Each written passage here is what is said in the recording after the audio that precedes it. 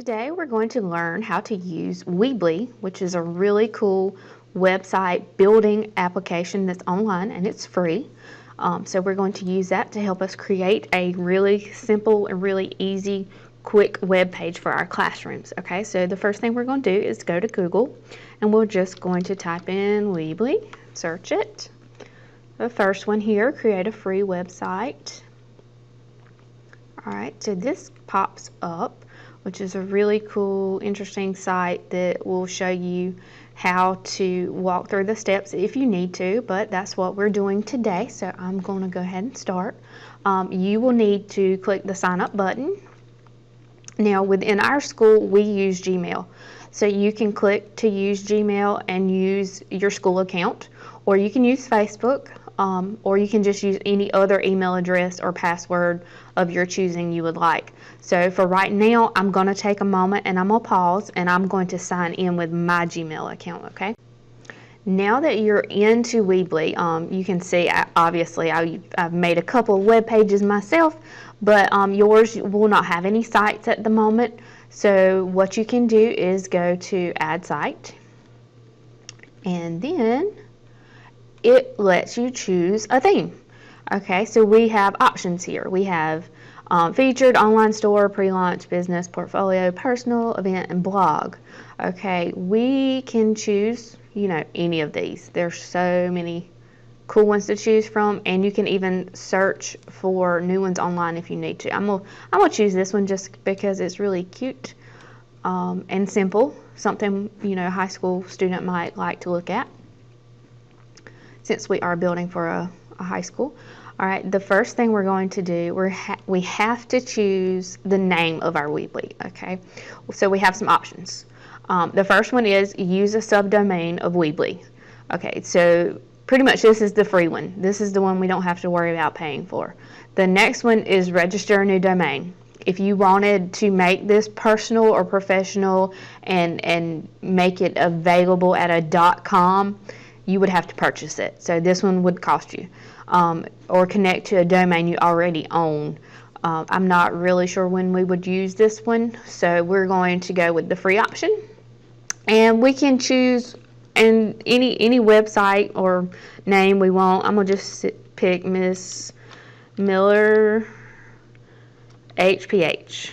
Okay, that's available. Okay, so I'm going to click continue. So now I have my site, and it pretty much built a website for me already because I used a theme. So I just have to customize it. Okay, now I have some options here on this first page. The first page, what I'm going to do, I'm going to just drag a title. You see how I grabbed that from the side? I'm going to drag a title and drop it. And Miss Miller's AS1 class. Oh, one. Okay. Alright, that is my title for my page. And if you don't like it, look, I can highlight it and this nice little editing toolbar pops up. And I think I want a different color for my title, so I'm going to change it to a purple. I'm feeling purple today. So I changed it to a purple. You can see that a little bit better. Alright, I'm going to scroll down a little bit. This is pretty much all I want on my home page. But you can add other things. But what I'm going to do right now is show you how to add another page. So I'm going to click up here where it says pages. And then I'm going to hit the add button. Okay, I'm going to add a standard page. And I'm going to name it Classroom Information. And underneath this, you can see you can choose the type of header. If you want a header, no header, or a splash of a header. And that's just the background, okay? So you can choose different options and how it will look, okay? That's one way it could look. Don't know about that, that's a little much.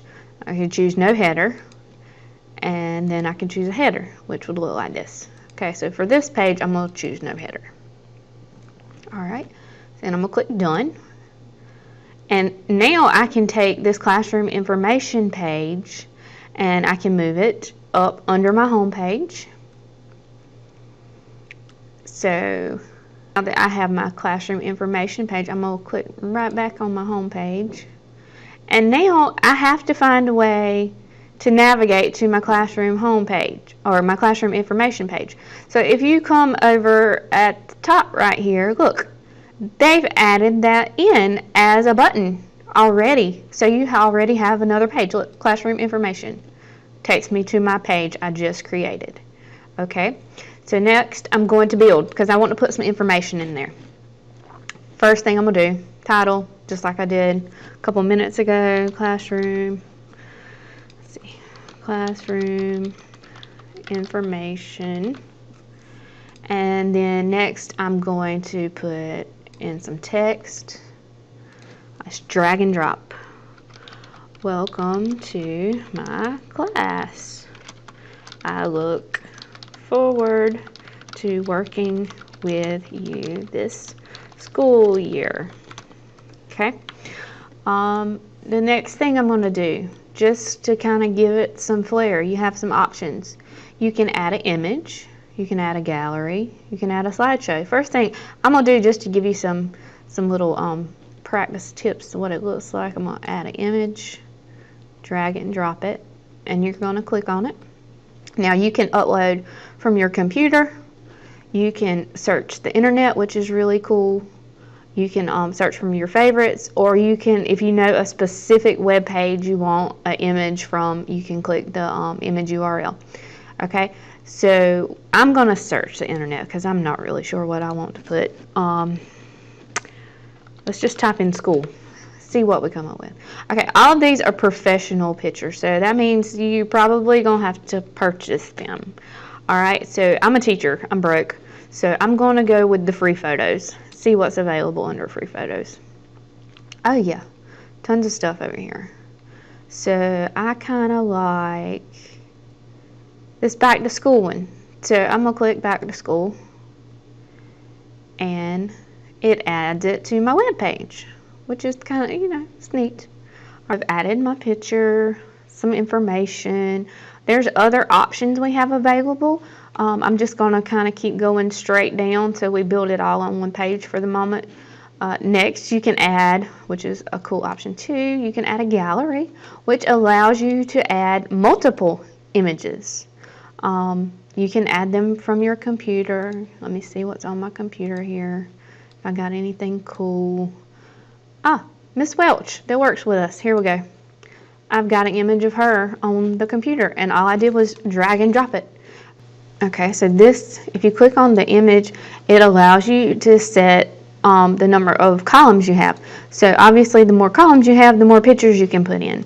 So I'm going to do 6, even though I don't have 6 pictures to put on here. We're just going to try it. I'll see if I have one more I can stick on here. Add image from my computer. Let's see, lesson plan, photo. That one's cool. Let's add just one more from my desktop. Okay, so you can adjust this and add as many or as few as you would like. You can also adjust the spacing, change how far it, you know, goes for your margins. You can caption it, which is really, really handy when you need to put in information under a picture. Okay, there's another option you can use on this page as well, or any of the pages.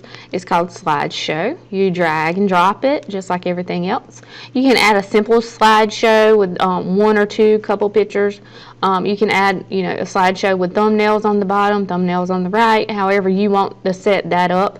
It's really good if you want to display your notes, if you want to display a bunch of images to go along with your lesson. It does require a lot more than just 2 or 3 images though, so that might be something you can play with later. I'm not going to add one of those right now. For right now, I'm going to click off of that, and let's create another page real quick. Okay, for my next page, I'm going to just click a standard page again, new page. Let's title this tutorials, okay, because our kids always need some extra help every now and then. Okay, header, I don't think I want a header on this page. I'm gonna click done. And what I'm going to do is add a couple of things. I'm gonna go back to build. The first thing I'm gonna do is add a YouTube video. Let's see. Drag and drop that in. And this is kind of a generic page that pops up.